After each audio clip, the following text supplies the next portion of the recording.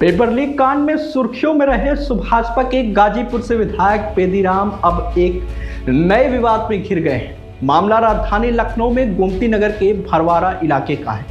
यहाँ गंगोत्री विहार फेज 2 में विधायक पेदीराम का एक मैरिज हॉल है। आरोप है कि विधायक ने नाले की सरकारी जमीन पर करीब 6 फीट तक कब्जा कर लिया, जिससे नाले का निर्माण तो रुका ही रुका, साथ ही इलाके में पानी की निकासी भी रुक गई। घरों में सीलन और पानी भराव की समस्या हो रही है।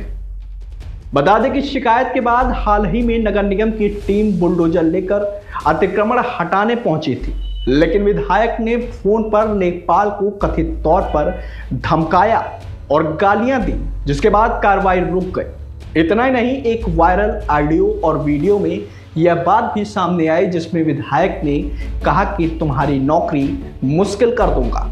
इसके अलावा महिला पार्षद ममता रावत और लेखपाल ने भी उनके खिलाफ शिकायत की और एफआईआर दर्ज करने की मांग की है।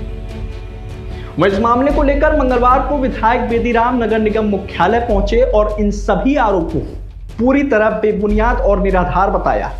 उन्होंने कहा कि उन्होंने कोई भी कब्जा नहीं किया, बल्कि प्रॉपर्टी डीलरों ने सरकारी जमीन को प्लॉटिंग करके बेच दिया और अब वे उनकी जमीन से नाला निकालना चाहते हैं।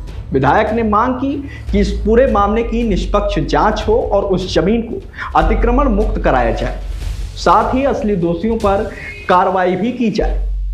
बताते चले कि यह मामला पिछले कुछ दिनों से सुर्खियों में बना हुआ है, जहां नगर निगम ने अतिक्रमण हटाने की चेतावनी दी और कोई व्यवधान डालने पर एफआईआर दर्ज करने की बात कही, तो वहीं विधायक ने भी जांच की मांग दोहराई है ताकि सच्चाई सामने आए। उन्होंने क्या कुछ कहा, आप भी सुनिए।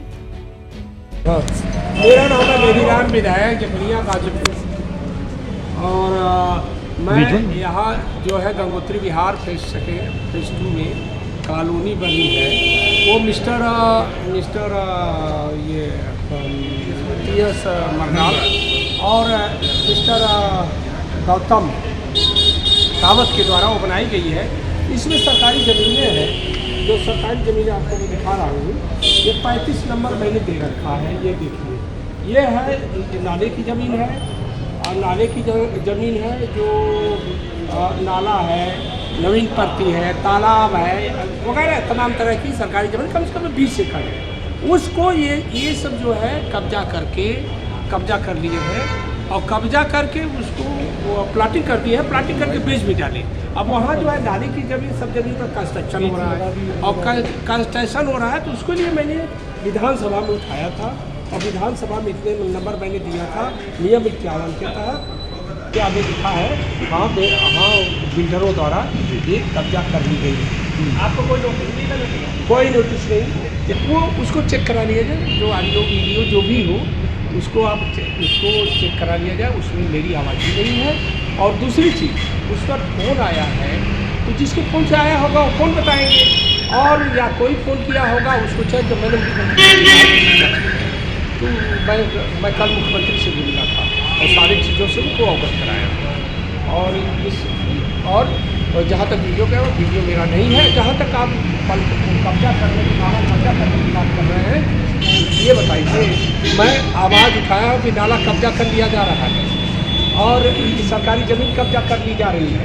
अगर मैं कब्जा किया होता तो मैं ये लिख के देता, और इसमें मैंने दिया तो 4 आदमी 5 आदमी की कमेटी बनी, यहाँ से नगर निगम से बनी, एलडीए से बनी और रेवन्यू विभाग से बनी, और बनने के बाद उसका जो नाम जो सब दुरुस्त हुआ उनके, और जब नाम हुआ तो मेरी ज़मीन करेक्ट निकली और ये ज़मीन उसमें लिखी दिए हैं क्या कि 1034 नंबर मेरा प्लाट है। हाँ। उस प्लाट में नाला नहीं है, उसके अगल बगल कहीं नाला नहीं है। ये रिपोर्ट की